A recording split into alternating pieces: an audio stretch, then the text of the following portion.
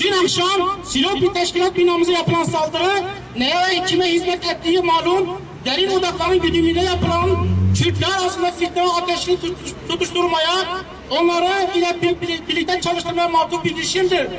Bu teşebbüsleri hayretle izliyoruz.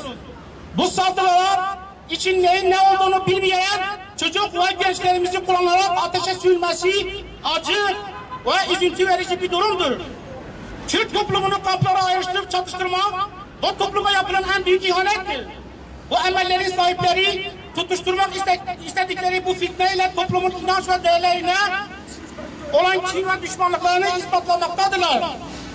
Yalan ve iftiralarla bölgede özellikle dindar insanlara evlerini ve kurumlarını cımbızla seçercesine hedef haline getirmek İslam düşmanlığından başka bir şey değildir. Bunun başka izahı yoktur. Bu gelişmeleri halkımızı iyi okuyabilmelidir.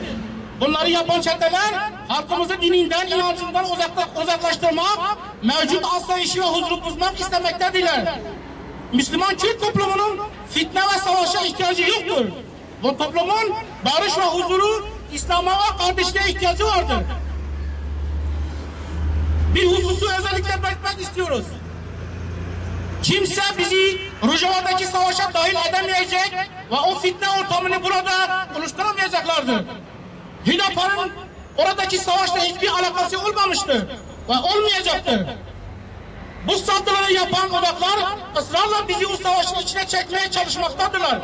Ancak Müslüman Kürt halkının faydasına olmayacak hiçbir ortam ve zeminde Hüdapar olamaz ve olmayacaktır.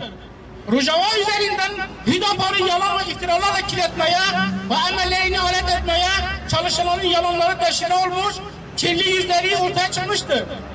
Bize ve toplumumuzu bu kirli tezgaha kuranlar asla muvaffak olmayacaklardır. Bu yanlış hesap içerisinde olanlar bir an önce kendilerine çeki düzen vermek zorundadırlar.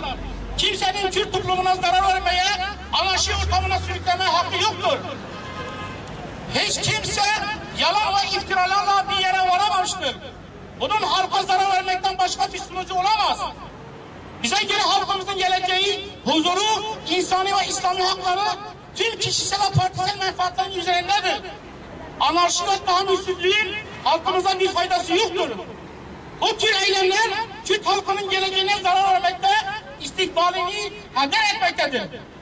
Bu nedenle duyarlı halkımız bu oyunlara alet olmamalı, kendilerine ve çocuk yaştaki gençlerini kimseye kullandırmamalıdırlar. Bu memlekette herkes birbirine tahammül etmelidir. Hiçbir oluşumun diğerine takip etmeye, boyun eğdirmeye hakkı yoktur. Herkes birbirleriyle yaşamaya alışmak zorundadır. Hüdapar Partisi bu toplumun bir gereği, bir parçasıdır.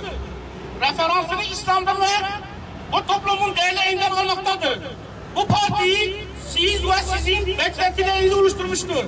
Her şeye rağmen bu toplumun değerlerine, hakka ve barışa hizmet edecek beklentilerinizi yerine getirecektir. Bu menfur saldırı hakim kalmaya mahkumdur. Kınıyoruz ve lanetliyoruz. Tekbir! Tekbir! Tekbir! Bu vesileyle Hüdapar Partisi Silopi yetkililerine, Silopi halkına geçmiş olsun dileklerimizi iletiyor. Bu saldırıların bir daha tekrarlanmamasını ümit ediyoruz. Tekbir!